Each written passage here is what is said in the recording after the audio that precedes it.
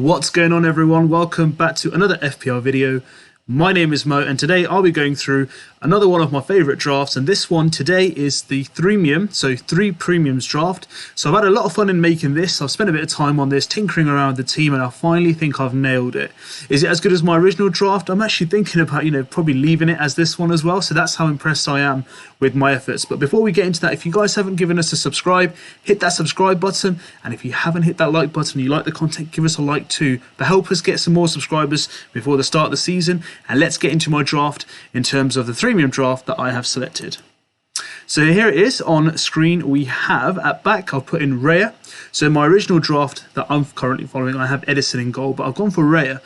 When he was injured last season, but when he did come back, his numbers were absolutely outstanding. So I personally believe that, in the 4.5 million goalkeepers bracket, there's a couple of keepers to consider. You've got Meslier for Leeds, got Raya, obviously, for Brentford. And I also believe that, you can also look at alternative options such as Sanchez for Brighton as well. But I've gone Raya, personally, because I think the fixtures are a bit more friendly for Brentford to start off with. And at the back, I've still kept 5 at the back in this one, so it's a 5-4-1. Draft rather than a 5-3-2, which I kept in mine. So again, I've gone for Trent Alexander-Arnold. Has to be in every draft, so why not? Why make an exception here? So it can actually rather be not even just a threemium draft. Is there another word for like quad premium draft? Is this what we can call it? So a quad premium draft, I could call this if I wanted to. So I've got Alexander-Arnold in there as well. So Trent hopefully will give me, the premium advantage of a defender in the squad. Decent fixtures, good ownership, Mr. Reliable. I think he'll go well this season. And then I've still included Reece James in this draft. So Reece James, again, you have to think that you want to take a slice of Chelsea's defence, regardless of how badly they have started this season in pre-season. You still think that, at some point they will come together and Tuchel will get it right. Tuchel will get it right for Chelsea. And I think it's a really good, opportunity to, if he does play as a wing back, he does get good returns. Again, it's about the patience game. He does have the odd, game where he goes absolutely insane with 18 points, 25 points. But there is a run sometimes where it's literally just like 1, 2, 3, 1, 0, did not play. And then he'll have like a really insane return. So it's just about keeping him and being patient in there. And Chelsea does have some really good fixtures to target in the first 5 to 6 game weeks. Despite playing Tottenham in game week 2, I think there's a lot of returns that are possible to come from James as well. And then we go for Cancelo, so we need someone from the Man City defence. So who better than Cancelo?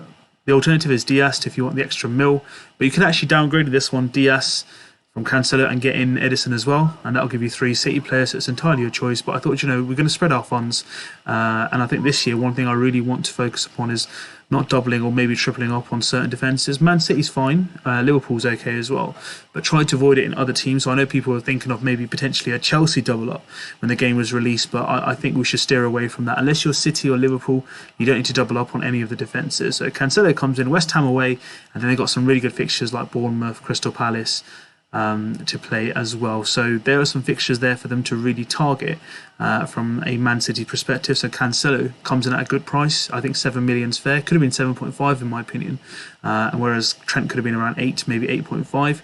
They hit the 200 points mark, but it's a really good value player, and he pretty much isn't rotated in the Man City lineup either. So again, a really good kind of like beneficial thing to have Cancelo is pretty much he will be guaranteed to play most game weeks. And then we move on to Gabriel. So again, in my own draft, I got Gabriel, a 5 million defender. I think he's pretty much, nailed on to play, captain of the club. Does have an aerial threat, as I've mentioned previously, and I just think there's something about Gabriel that I like as a player. And FPL wise, it's not bad. A 5 million player, he got 500. No, 5 million player, he's got 100. I wish he got 500. He got 146 points, I believe, last season, and we can confirm that off the website. Let's have a look. It was 146, or was it less? 146, yeah. So he got 146 points last season. Not bad at all. A couple of goals in there as returns as well, and clean sheet bonuses. So I think why not attempt him to keep him in your squad. And then I've brought in 4.5 million Dalot from Manchester United. Not a bad option. If they don't sign another right back, there's only a couple of days left for the season, so I believe he will be starting. United don't have too many bad fixtures, to be fair, on paper. Again, it depends on how they perform on the pitch. And Dalot, on the right back position, I don't see Wan-Bissaka playing anytime soon. I wish it was Saka for Manchester United. Wan-Bissaka playing anytime soon. See, Saka's still on my mind. I'm still thinking about him in my draft, and I completely can't get him out of my brain. So Dalot at 4.5. So I've got a nice little spread of funds here. So I've got a few premiums: Cancelo, Alexander-Arnold, James, Gabriel mid-range, and then 4.5 budget enabler Dalot. And then a good thing is I've got Andreas Pereira on the bench. So if I do ever need to go, 4-5-1, I can play that as well. So I've got a bit of flexibility on my bench that I can look at fixtures. So the Liverpool game, Andres Pereira, I think, we can look at game week 3. He has, who does he have in game week 3? Brentford at home. So again, a really good chance to get in Pereira and just play the 4-5-1 in that week. So that's something that we can consider. But in terms of what we've got at the moment, we can actually go for the 5-4-1 or 4-5-1 whenever you please. But I think that would be a good shout. It's a good little rotating option available for us. So that's the defensive line. Moving forward, we'll talk about the budget enablers first, and then we'll go on to the premiums itself. So I've got Neto in there at 5.5 mil. Probably the most talked about player in that price range category. There's a reason for it. The guy's really good for that price range. He'll get the returns. I think Wolves will score more this season.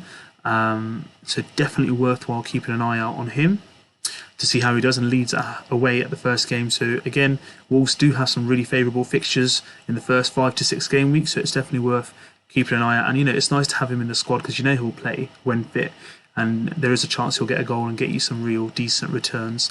And then moving on to, again, Arsenal, a kind of midfield option, which is Martinelli at 6 mil. I think he's one of the bargains of the season. I think if he gets minutes, potentially he could take penalties as well. He took a few last season, and he's really good on the left wing as well. So again, a good chance obviously with Jesus up front as well. Saka, they've got a good forward line. He can get some really good returns, and for 6 mil, I think it kind of adds a lot of balance to the squad, considering we're putting so much money into at least 3 players, which is about pretty much 36-37% of our 100 million budget that we have to start with 15 players. I think having Martinelli and Neto gives it a real balance to this squad. So I'm really, really hopeful that they can really give us a good cushion on points, whilst we're actually getting points from the other players who have really invested our funds. And then Arsenal have some really good fixtures to start off with, so a great chance for us to have them in the squad. And this is the first draft, guys. Now moving on to Son, that I've included Son in. He's been overlooked. I think the 12 million price was expected because he was the top Golden Boot winner by being the top scorer last season. Against Southampton, I think it's a great fixture to target. And I think it's out of Kane or Son. I thought in this three premium draft, I really want to bring in Son and give him a chance to really add some balance to his squad.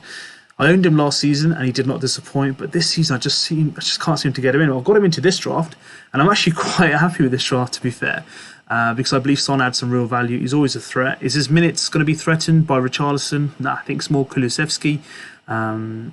And the fitness levels are insane of the Spurs squad. So Son in this draft, I'm really happy, and we can go through some of his stats because I haven't really talked about him much in any of my other videos or content. But last season, 33 returns, which is insane, to be fair. 258 points, and he played over 3,000 minutes. So it really does show that he does add some value to it, and he does, like to be Mr. Consistent. So if we're going to bring someone in from like a threemium category, I've decided to bring in